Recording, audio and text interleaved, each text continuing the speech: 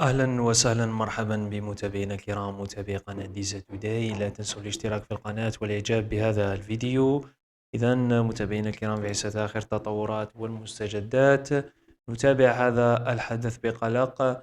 متابعينا الكرام، الإمارات تدخل الخط وتحاول ضرب سمعة الجزائر.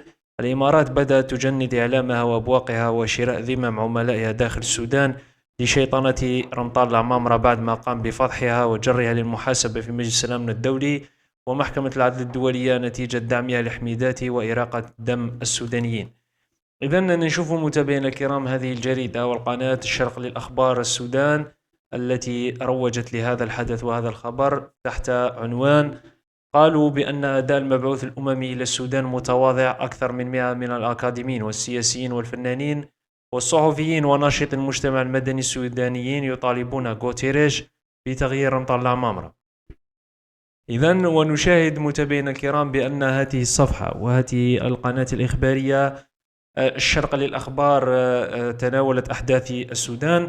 مقرها ومكان تأسيسها متابعينا الكرام وتواجدها هو الإمارات العربية المتحدة وقطر والسعودية. إذن وعدد مسيريها أو أكثريتهم من 21 من الإمارات. إذن متابعينا الكرام نفهم بأنه عيال بن زايد تلقوا ضربة موجعة من صقر الدبلوماسية الجزائرية رمطان العمامرة، مما جعلهم غير قادرين على الدفاع عن مصالحهم، ورمطان العمامرة فضحهم بجرائهم وجرهم إلى المحاسبة والمساءلة في مجلس الأمن والمحاكم الدولية مثل محكمة العفو والأمنستي لحقوق الإنسان.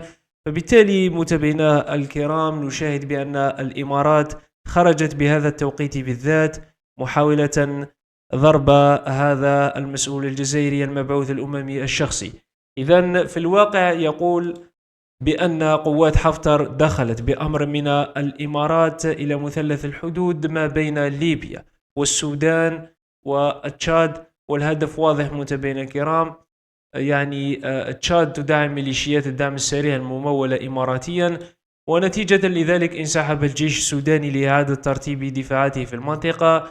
لكن التاريخ لا ينسى حتى هذا حفتر نفسه دخل يوما تشاد من قبل أو فاتحا فخرج منها أسيرا ويرسل رسائل مذلولة من زنزانته في نجامينا يستجدي الرحمة من خلف القضبان.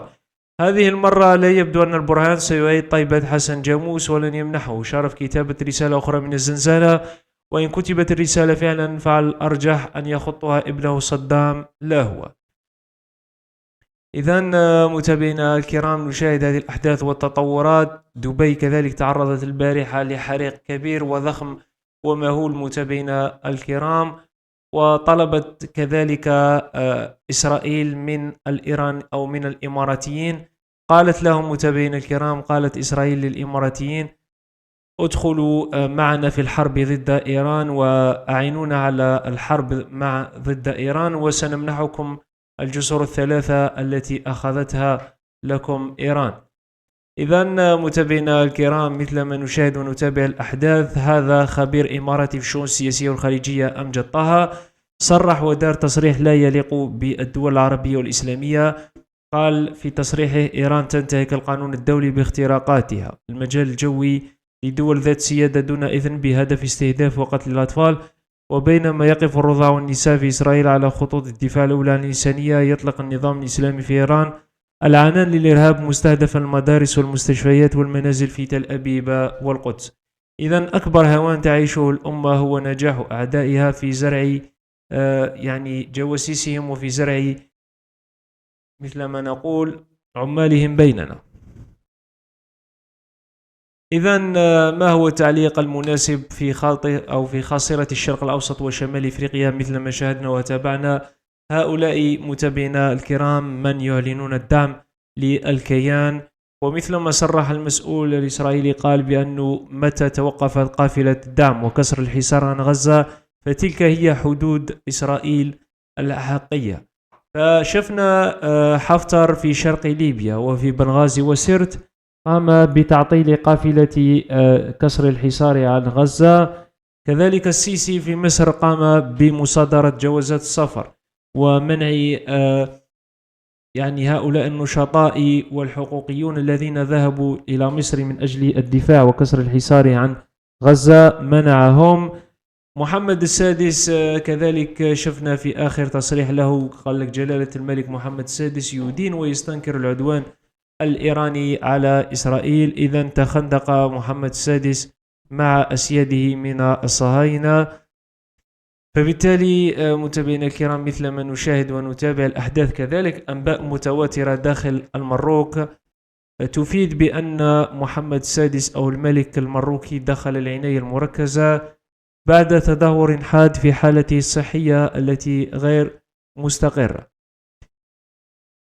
هذا الملك متابعينا الكرام الذي تخندق مع الصهاينة وباع الأطفال ونساء غزة بدم بارد من أجل مصالح وهمية، حتى أنه باع مصالح شعبه وأمته المروكية ويعني وقع على اتفاقية الدفاع المشترك مع الكيان الصهيوني، والتي أثبتت بالأدلة والبراهين بأن كان هنالك أكثر من 4000 جندي مروكي يقاتل بصف أو إلى جانب قوات الاحتلال ضد إخواننا في فلسطين وغزة. وفي مزيد من التفاصيل والأحداث الدولية كذلك متابعينا الكرام، الجيش الأزاودي يغنم المدرعات والأسلحة بعد فرار الروس وعبيدهم من جيش مالي. في آخر تطورات المستجدات تمكنت قوات الزواد متابعينا الكرام من دك معاقل تواجد القوات الروسية وضربها وإسقاط طائراتهم ومروحيتهم. إذن وبعد خروج فاغنر حاول الفيلق الروسي تعويض القوة الخاصة أو مرتزقة فاغنر، لكن الأزواد تمكنت من صد هذا الهجوم ومن إلحاق خسائر ضخمة وكبيرة بقوات وصفوف الجيش الروسي أو قوات الفيلق الإفريقي لروسيا بمالي. إذن متابعينا الكرام، باتت أيام الانقلاب غويطة معدودة بسبب تخندقه في حسابات ضيقة ضد دول الجوار وأبناء شعبه ودولته. وفي مزيد من التفاصيل كذلك، الرئيس تبون تلقى دعوة رسمية لحضور القمة الروسية العربية في موسكو المقرر عقدها منتصف أكتوبر المقبل. وقال السفير الروسي في الجزائر أليكسي سولوماتين لوكالة سبوتنيك: لقد وجهنا بالتأكيد دعوة إلى الرئيس الجزائري عبد المجيد تبون للمشاركة في القمة الروسية العربية. وأضاف سولوماتين: نتوقع مشاركة الرئيس تبون باعتبار أن القمة ستنعقد على مستوى القادة، ونحن مهتمون جدا بهذه اللقاءات المهمة لتطوير العلاقات مع الجزائر الصديقة. كذلك تم دعوة لجميع القادة والأمين العام لجميع الدول العربية المشاركة في القمة الروسية العربية الأولى التي تعتزم روسيا عقدها في 15 أكتوبر المقبل. إذن نعيد ونذكر الإخوة المتابعين في تغطيتنا المستمرة لأهم الأحداث العالمية كالعادة. نذكركم ونؤكد للمنصة منصة يوتيوب أننا نلتزم بالمهنية والتجرد من الآراء الشخصية، أما التوجهات والانطباعات فهذا الشيء يعود للسادة المتابعين ونحن لا نتحمل المسؤولية. وكل ما يستند في هذا الفيديو هو إشهادا واستنادا على تقارير دولية والصحافة الموثوقة. شكرا لكم ونلتقي في الحصة القادمة إن شاء الله.